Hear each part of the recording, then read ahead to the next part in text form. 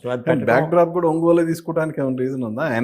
ఆయన ఒంగోలు కొన్ని కొన్ని ఉంటాయి ఆ మాటలు. ఆయన సెంటిమెంటా ఇది? లేదు లేదు, ఆయన సెంటిమెంట్ కాదు.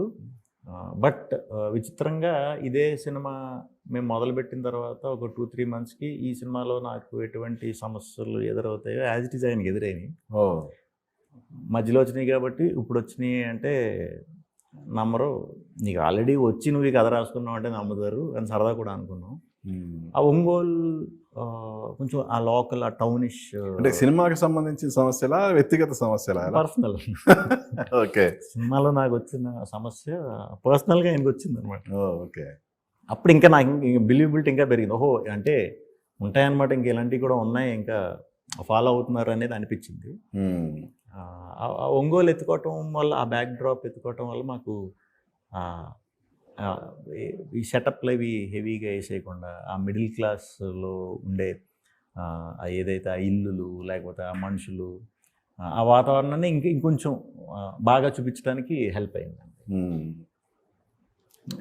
ప్రొడ్యూసర్స్ సుబ్రహ్మణ్యం ఏంటి వాళ్ళ వైపు నుంచి కోఆపరేషన్ ఏంటి? Full cooperation. ఎలా అంటే అలాగే ఎప్పుడూ కూడా మాకు ఎటువంటి ఇది లేదు. వాళ్ళు 100% కథను బాగా బిలీవ్ చేసి దిగారు. వెరీ సాటిస్ఫైడ్ వాళ్ళు కూడా, వెరీ హ్యాపీ. ఆయన అయితే హీరోయిన్ నయన్ సారిక ఆయి కాలో చేసింది. దీంట్లో ఈక్వల్ క్యారెక్టర్, హీరోది అంత ఇంపార్టెన్స్, హీరోయిన్ కూడా అంతే ఇంపార్టెన్స్. చాలా బాగా చేసింది. ఆ అమ్మాయికి తెలుగు కూడా మన యాజ్ ఇట్ ఈజ్ తెలుగు అమ్మాయిలకి తెలుగు మాట్లాడేయగలదు. ఇంక పర్ఫార్మెన్స్ ఈ సినిమా ఇప్పుడు దాకా చేసిన సినిమాలో ఈ సినిమా పర్ఫార్మెన్స్ చాలా బెస్ట్ అవుతుంది. చాలా మంచి ఎక్స్ప్రెసివ్ హీరోయిన్ మనకి ఇదైనట్టే తెలుగులో ఈ సినిమాలో. టైటిల్ సాంగ్లో హీరో క్యారెక్టరైజేషన్ మొత్తం కనిపిస్తుంది కదా. అతను ఏం నమ్ముతాడు ఏంటి అదంతా అదొకటి క్యారెక్టరైజేషన్ చెప్పడానండి.